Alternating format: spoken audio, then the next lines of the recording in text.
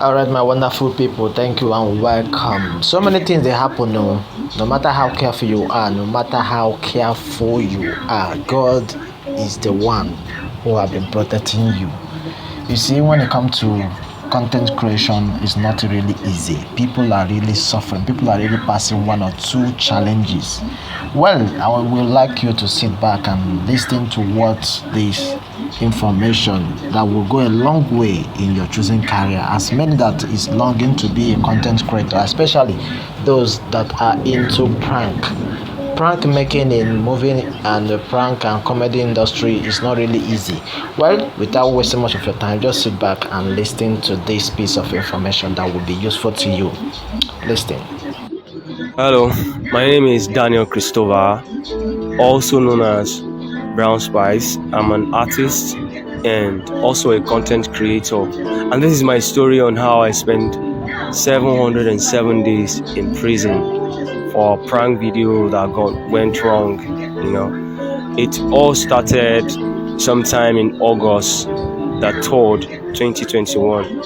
And we were trying to we were preparing for the Nigeria Spirit Talent Hunt. It was their first edition then. So, and one of the plans that I had with my management then was that we create content ahead before this reality show kicks off. So we needed more content for our social platform. So one of the ideas we had was to shoot lots of content that has include prank videos, that has include studio sections. We did some few weeks back that hasn't been even be edited. Some of these contents are gone because they were all taken from me. So it was on the 3rd of August that year, 2021. I was on my way to Epe to create a content.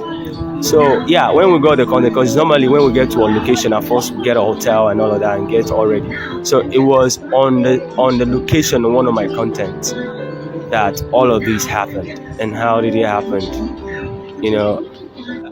We got to a point, me and my manager on set that day, and I myself always trying to, multitask. I want to record myself. I want to at the same time do the voice. I want to at the same time edit myself and all of that. So after we finalized the location I was supposed to use, which was at actually a POS center anyway, and that day when we got there, the person involved that triggered all of this was a lady anyway, in somewhere in Ekpe, Sabo specifically.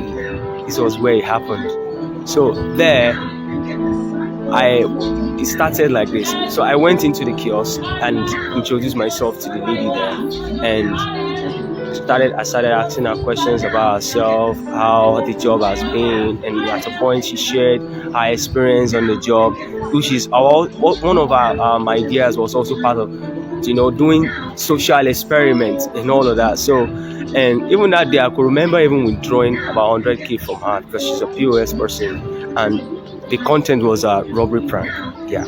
But first, I needed to make sure that I softened the ground. That is when I tried to say, let me withdraw from this woman before I can even do anything. So she doesn't, even when the time comes, she doesn't backlash. But it did backlash anyway. So on the point when I said, can you bring out the things you have on you? I bring out everything you have on you. This is a robbery. Bring out everything you have on you. And she exclaimed, even though at that point I didn't even know what was happening. Before I know it, the mob just started coming out from nowhere when she screamed. Yeah, and then because at every prank, when you first make that action move, then people are scared. You try to calm the situation immediately before it escalates. Then I started shouting that it's a prank, that I'm an artist, I'm a content, I'm trying to create this, and it's a prank. Then I tried to calm the lady down, but she didn't even calm down. Before I know, she ran outside and started screaming, and the next minute, mob started coming out from every angle. Then before I know it, I was beaten down and almost got lynched at the spot. My media manager that was with me, he ran off when he saw the situation. I mean, he thought it's because I'm sure that he presumed that he's uncontrolling, so he had to run for his life too. But I was tied down, beaten, and all the things that even the cash prize I had on me, I didn't even know where that one went to. I'm sure the mob made away with all of my phones, my hard drive, some of all of the gadgets I had on me, my phone, the cash prize inclusive. So then I started shouting, "Take me to the police station," because that was the only thing I was thinking. Because if I know that if I stayed long in the midst of that crowd, they were ready to lynch me. So one of them now suggested that they take me to the station. And then when we got to the station, instead of the police guys, and when they asked me that, "What do you do?" and I told them that I'm a content creator and I was creating a content that it was supposed to be a prank video, and this, and they tried to retrieve my stuff to attest to the story that I'm telling them, and they tried to retrieve my camera and everything. They never did anything. Instead of the police helping me to get my stuff back, what they were asking me was, "Oh, the crowd should go, that they would discipline me themselves." And they also further started beating me. All my body was filled with blood. I was in coma for days in their cell there in Sabo. I think one of these was in Sabo. That was on the 3rd of August. Yeah, it happened on the 3rd of August. So instead of the police helping me to get my stuff back, at the end of the day, they started asking me for money to bail myself. There's nothing they can do about my lost items. That if I want to go home, I should try and bail myself. They gave me a figure. Then I think they said I should pay them the sum of 300,000 naira. But then, how do I communicate with anybody? My phones are taken away. At the point, I was even suggesting that they take me to the previous studio where we had our engagements, where we did our recordings, to attest to the story. I was trying to point to places where they can attest to my story. Because my manager has already run away, there was nothing I could do to her, and I was in custody. So the 3rd day, I think it happened on Tuesday. Then on Friday, the DPO came out and started asking them if I had complied in that same Sabo police station. If I had complied, if I had paid the fine, but with no means of communication, my ATM taken away and all of my gadgets, there was no way to communicate with anybody. He then ordered them, I think it was the anti-robbery squad, to take me to Federal SARS in Ikeja. That was how I ended up in SARS. And there in SARS, I was furthermore interrogated for 34 days. I was beaten to confess what I didn't do. At the point, they were telling me that I have to sign it. If I don't sign it, that I will die in the cell. I mean, I spent 34 days in SARS. No food, no water, no communication with family and friends. So I needed to survive at a point. I was forced to even sign the statement they got. So at the 34th day, I was then taken to court after I agreed to sign what they brought up. So that was how I got in prison. And trust me, getting in prison was a terrible experience. Me that I've never been arrested before, and the first time that I'm being arrested and I'm finding myself in prison, it was a trauma that I know I have to keep dealing with it for the rest of my life. It was a crazy experience. That was how I ended up in prison. And getting in prison was even tougher because in order to prove my innocence, I have to go through the court proceedings.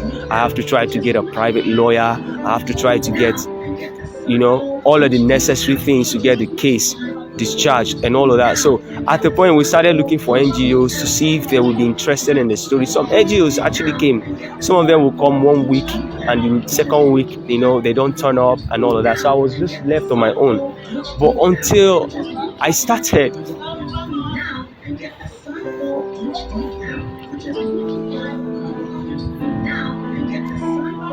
until I was able to use the welfare platform, the welfare outreach to get in touch with my family. I was able to use my sister. Then, they were actually the most closest people to me then, because I brought them to Lagos before from my hometown and all that. So they've been staying with me for a very long time. So they were the most closest people. I was able to reach them and trying to get a private lawyer, which was difficult because none of them do anything without money. And that was how I started selling stuff. So I had to sell my car. I had to sell all of the things that I worked for, the years that I spent in Lagos. I had to start selling them. I think the first lawyer that came in charged us 300,000. which we were able to pay. Then that one was only serious. It said, we'll get you a motion bill, we'll do this, we'll be out in 2 weeks. Then 2 weeks gone, nothing happened. Then we decided that we should get another one since this one is not turning up. Then we got another one, and that one then charged us 700,000, which we paid him in full. Before we know, that one also was gone, and it became another story. I need to start looking for another. And all of this time, 6 months is gone already, and I'm there. I can't even. The treatment in that place is unbelievable. How people are being treated, how and just thinking about it, I just want out. I just want to do anything to get out, and that's why I wanted to make sure that even if I have to sell anything, I wanted to sell everything at that point to make sure that I get this case discharged so I could get my freedom. So there afterwards, and then I was recommended to one lawyer back then, and this lawyer was actually effective. Kudos to him wherever he is. He was the one that took the case head on, even though he gave us the time but in the middle of that time, but he was able to fight the case till finish. But that was how it all started. 707 days in that place was hell. It's something that I would never wish for anybody. But it was terrifying. The trauma that I get from that, I'm still battling it till now. And coming out, being there is a different thing. But then you're coming out in nothing. I mean, now it's even hard to survive. It's hard to try to put things together. I don't even know where to start from. No funds, no job, media, all my media platform all gone. I don't even have access to any of them. Some of them are all gone. Now I'm having to start from the scratch. And I don't know where I'm going from here, but it's been hell ever since I came out. It's been hell. Even I've been suffering typhoid for this because I know some of these things are stuff I got from India. I haven't been able to get a proper treatment. I haven't been able to get any proper medication.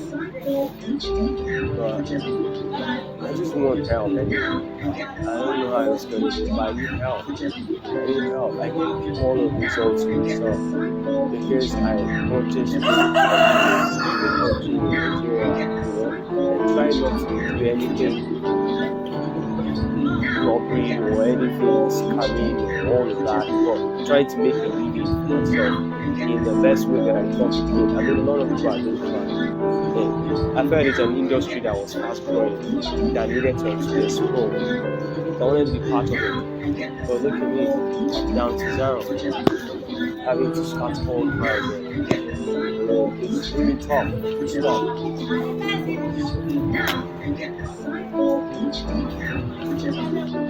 shout out to these guys over there, the most amazing guys. Sometimes, friends, you have to make some right friends at a point in your life.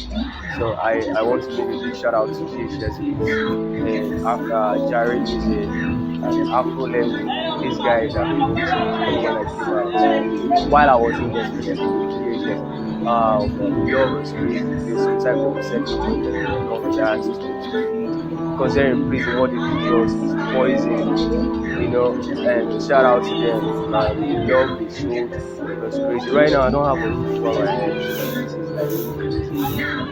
but they have been really supportive. Sometimes I go without people. When I call them, even the small way they get, they will show me their account balance, nothing they will still try find money, say make I even fix something job. So I cannot ignore. I don't ignore it. This guy don't. So that is just basically all of it. I need help.